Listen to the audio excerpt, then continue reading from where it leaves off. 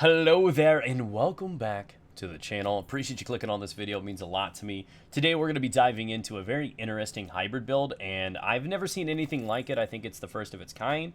I'm pretty proud of it because I worked it out on stream, and I want to show it off to you guys, right? A little flex, huh? But share it amongst your friends. It's a strength by numbers build, which means the more of you that are using it, the stronger it is. I know it sounds kind of weird, but it's kind of like a Power Ranger sort of thing. You know, y'all come together and do it. And boom, graphic, huh? Does that make up for it? If that didn't make you subscribe, I don't know what will. So, Technician is the specialization I recommend you guys to roll with, and the reason for that is we're running a Coyote mask, which means it's always going to be a red roll. You can't roll it off into skill tier, but Technician allows you to have an extra skill tier on top, so we can still maintain that 6 skill tier build, which makes your skills stronger. So, the recipe for this is the Coyote mask. 3-piece Hanayu, 1-piece Wyvern, and the Fox Prayers knee pads. Now, again, as always, this is a template. You can work with it any way you want. You don't have to go 3-piece Hanayu for an example. You can go, you know, a piece of Seska or Sombra if you'd like. They're a little harder to roll. And honestly, the third piece of Hanayu is actually a really strong talent in its own. I don't think it's worth hunting anything else down. And I'd say stick to the recipe as much as possible. As for the priorities of what you're looking for on this, skill damage is #1 priority. You're going to want to roll that as high as you possibly can. That is your #1 priority on the yellow builds. Obviously, you can't roll anything on Coyote, so you got to make it count on the 5 yellow pieces that you have available. Crit hit damage is another secondary priority. You want to have this as high as possible. If you do this build right, between your crit chance and your crit hit damage, you should be around 25 crit chance. 25%, yeah, that's about right. 20 is okay too. And 130 crit hit damage. Now, that may not seem super impressive, but that's why we brought the Coyote mask on board. And I'll explain how those synergize really well here in a second. As for the weapons, I'm not one of those guys, oh, you gotta use the M1. Pick a rifle of your choosing. Use the in-sync talent. Very cohesive with a hybrid build. You look at it, so basically you shoot your gun, you make skills stronger. Your skills shoot, makes your gun stronger. You get them both to come together and you form some superhero team duo that crushes the enemy. The end, okay? In-sync's an amazing talent just implemented in TU10. Take advantage of it for your hybrid builds. As for the SMG, again, more freedom there. Pick whatever you're comfortable with, whatever talent you'd like.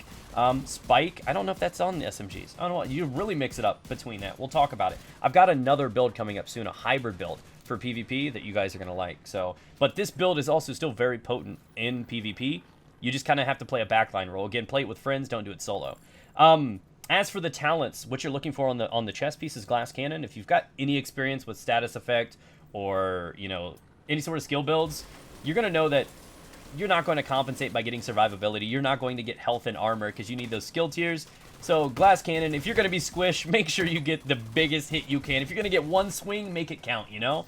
And Glass Cannon is a big staple in a lot of skill builds now, so that makes, to me, it's a no-brainer. It's a great talent. Other things could work, like Spark, so on and so forth, but it's up to you. As for the backpack talent, Combined Arms is the way to go. That 25% skill boost is massive, and it lasts for only 3 seconds, but as long as you're shooting, you're going to have permanent uptime in combat with it, so it works really well. Again, the synergy between those two talents and in sync is remarkable. Those 3 together, so much skill damage right there, so much actual gun boost damage. It's incredible. And a friendly reminder that there is a named backpack that you can hunt down that is Hanayu, which is what I recommend you to hunt. And I can't remember the name of it right now, but you know, before the end of this video, I'm going to do it. And there's going to be at least 4 of you that's going to leave a comment on it. But we're going to move on to the build itself, the Coyote mask. Ah, Force Multiplier! Ha! Beat you! You were like, oh, I was just about to hit enter. Nope. Force Multiplier, the Hanayu name backpack. Farm it. Go. So that one gets you up to 30%. It's definitely worth it, but it's not going to break your build to not have it.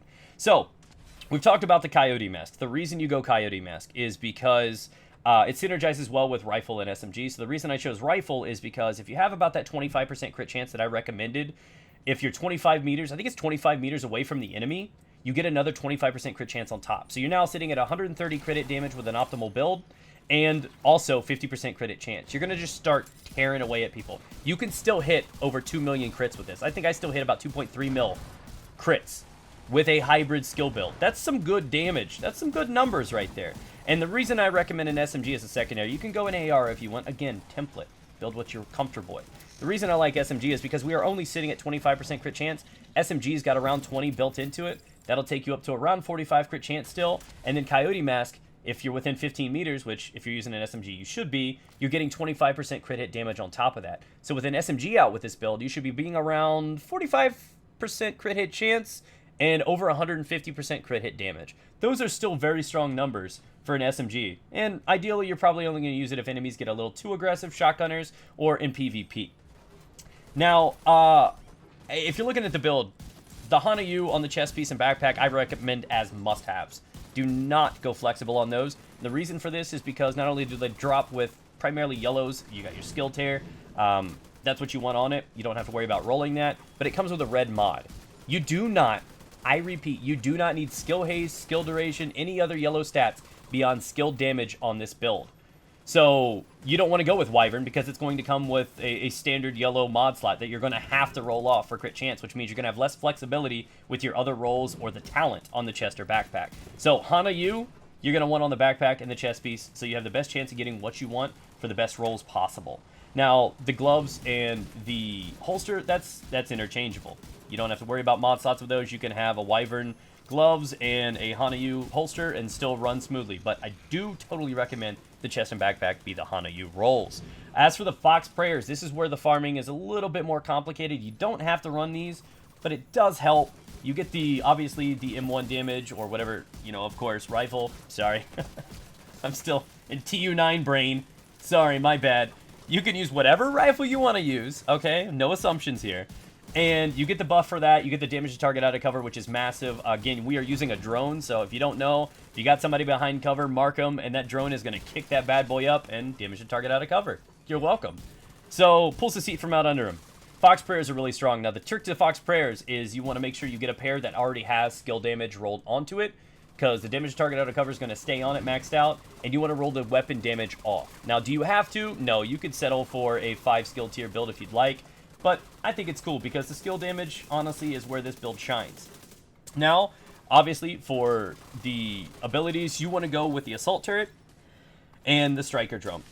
And the reason for this is the Assault Turret, it offers kind of a defensive side, whereas the Striker Drone is almost a crowd control side, but also is a skill that does damage. And what I mean by that is the Assault Turret is kind of like you sit it down and it does a lot of damage, but also if you throw it a distance away from you, explosive drones and legendary kamikaze drones, or grenades, they're going to be thrown at the turret, not you, and that turret's going to absorb those. It's going to do nothing, right? So it's going to help keep you alive, but also still pump out quite a lot of damage. It's stronger than the actual Striker Drone, but the Striker Drone is very strong in distracting enemies. They usually ignore you and just start shooting at it, distracted, shiny colors in the sky kind of thing, leaving them completely vulnerable for you to shoot them with your hybrid build, right? Because 2 million plus crits, that's amazing.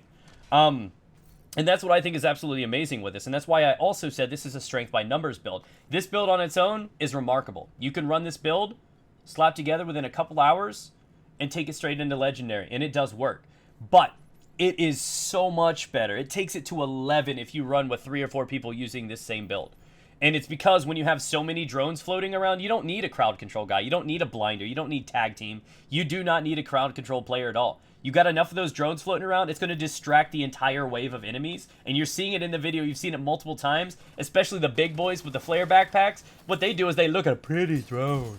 They turn around and you pop the backpack and you don't have to worry about the flares. The most dangerous part of the whole thing, do a legendary. Easy peasy.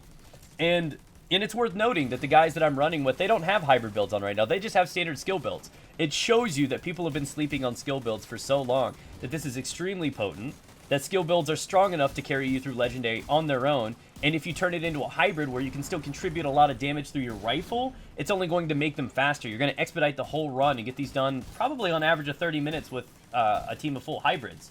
If you had three other buddies, with one of them substituting the turret for the jammer so you can handle the healing stations and everything like that, you're going to blow through these in 30 minutes. Honestly, with the skills doing most of the work for you. They're taking our damn jobs, man. Honestly, it's efficient, it's casual, it's not very hard. Hell, it's lazy. I'm going to be honest with you. It's a very lazy build, but it's high risk as well. You're using glass cannon. You're at high risk. The build is not high risk. Honestly, I would rather run this than a lot of DPS guys because I feel like if your CC guy gets knocked or somebody else gets knocked, it can be really overwhelming. At least with this build, if you get knocked, your turrets and everything stay up. So there's a lot of extra utility. Again, you get CC built out of the drones. You get tankiness and frontline out of the assault turrets. and you get to be able to stay in the back with your rifles and pew pew all day long with pretty solid DPS. It's incredible. And also, it's great in PvP as well. If you didn't know, there's a lot of buffs that came through in TU10. Drones and everything like that are a lot more potent now. And it's more of a backline build, obviously, with something like Glass Cannon, you're squish. But if you got a team you're rolling with, again, team in PvP, this is really strong. And I do have another build coming up here in probably the next few days of another hybrid very similar to this. It's kind of a variation of this that I would recommend you guys to try for a more of aggressive approach and probably for PvP over this one. But this one is still very much capable of kicking ass in the Dark Zone. So that is the end of the video. We have come to a close. I want to thank you guys for your time. Again, clicking this video means a lot to me. Subscribe if you're new here. Swing by a live stream. We stream every day, 8 a.m. Eastern. We do Division almost exclusively. If you ever need help with Rage, you want to play, you want to get some legendaries, hunting your bighorn down, that's what we do. We focus on helping people get geared up. So, come on in. We'll get you this build. Then you can use this build, profit. There it is. Ladies and gentlemen, thank you. Enjoy your evening. Get out there, try it out, have fun.